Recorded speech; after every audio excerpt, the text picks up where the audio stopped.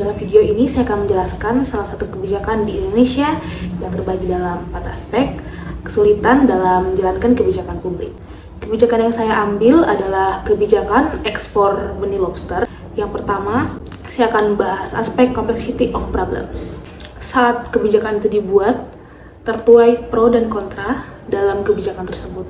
Kebijakan tersebut dikhawatirkan akan mengancam keberlangsungan kehidupan lobster itu sendiri, dikarenakan bibit lobster yang ada akan diekspor menuju ke negara lain.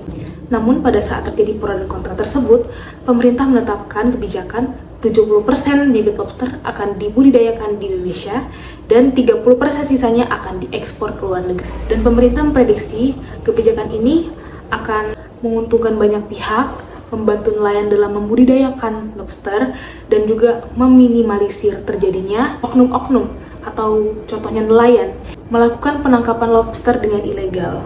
Dan juga masalah kedua yang dikhawatirkan adalah akan adanya pihak dari luar negeri atau dari pihak negara yang diekspor yang membudidayakan benih lobster yang telah diekspor menuju ke negara mereka, dan dikhawatirkan sumber daya di Indonesia akan ditiru oleh negara lain. Dan pada akhirnya kebijakan tersebut diakhiri dengan alokasi adanya pembagian antara bibit lobster yang dibudidayakan di Indonesia dan bibit lobster yang akan diekspor ke luar negeri, yaitu 70% yang akan dibudidayakan di Indonesia dan 30% sisanya akan diekspor menuju luar negeri. Dengan kebijakan itu, diharapkan penyelundupan lobster dapat berkurang dan juga nelayan-nelayan yang melakukan penangkapan yang tidak sesuai dengan kebijakan pemerintah akan dibatasi.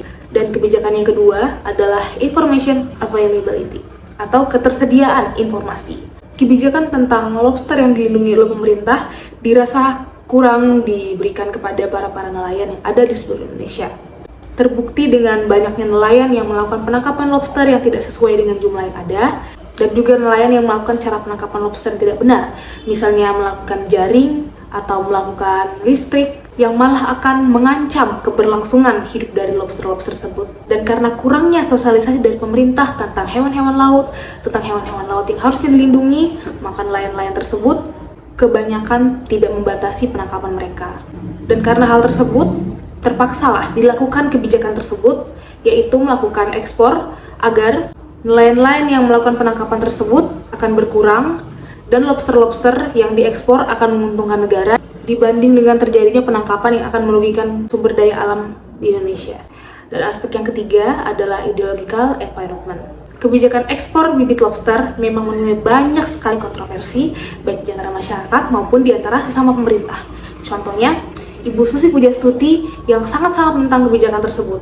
Menurutnya, lobster itu harus dibudidayakan di Indonesia dibanding dengan diekspor kepada negara lain, dikarenakan ditakutkan akan adanya peniruan dari negara lain akan bibit yang ada. Menurut Bu Susi, dibanding memberikan bibit kepada negara lain atau mengekspor bibit kepada negara lain, lebih baik Indonesia memberikan lobster yang sudah jadi, sehingga negara lain hanya akan menerima hasil dari apa yang dibudidayakan di Indonesia dibanding mereka membudidayakan sendiri, sehingga sumber daya di Indonesia akan terjaga. Ditambah lagi, orang yang mengajukan kebijakan tersebut, yaitu Pak Edi, ternyata telah terjerat kasus korupsi dengan ide yang dibuat sendiri. Dengan demikian, kebijakan ini menuai banyak sekali pertentangan dan tidak menjadi kebijakan yang disetujui oleh banyak pihak, dan tidak adanya kesepakatan dari pemerintah dalam melakukan kebijakan ini. Dan pada akhirnya, kebijakan pengeksporan bibit lobster dinyatakan gagal karena telah mengacaukan checks dan balance dari ekspor bibit lobster itu sendiri.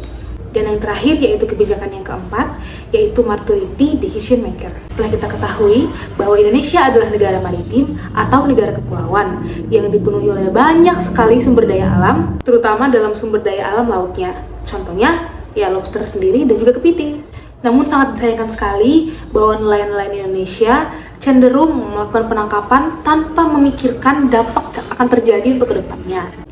Dikarenakan kebanyakan nelayan melakukan penangkapan dengan cara yang tidak sesuai dengan kebijakan pemerintah, dan ditakutkannya akan berdampak kepada populasi hewan-hewan tersebut, terutama pada lobster dan juga kepiting. Dan mempertimbangkan hal ini, pemerintah melakukan kebijakan yang diambil dari Peraturan Menteri dan Kelautan Nomor 12 Tahun 2020 tentang pengelolaan kepiting dan lobster di wilayah NKRI. Dan karena dikhawatirkan adanya pengelolaan sumber daya yang tidak benar, karena itu dilakukan kebijakan yang berupa ekspor bibit lobster kepada negara lain, karena diharapkan ekspor tersebut dapat menguntungkan bagi negara dan juga bagi masyarakat sendiri dibanding dengan terjadinya pengelolaan sumber daya alam yang tidak benar di dalam Indonesia sendiri. Dengan demikian, selesai sudah penjelasan saya tentang tantangan dalam kebijakan publik, yaitu tentang kebijakan mengekspor bibit lobster kepada negara-negara lain. Semoga penjelasan saya dapat dimengerti dan semoga dapat berguna bagi orang-orang yang mendengarnya. Wassalamualaikum warahmatullahi wabarakatuh.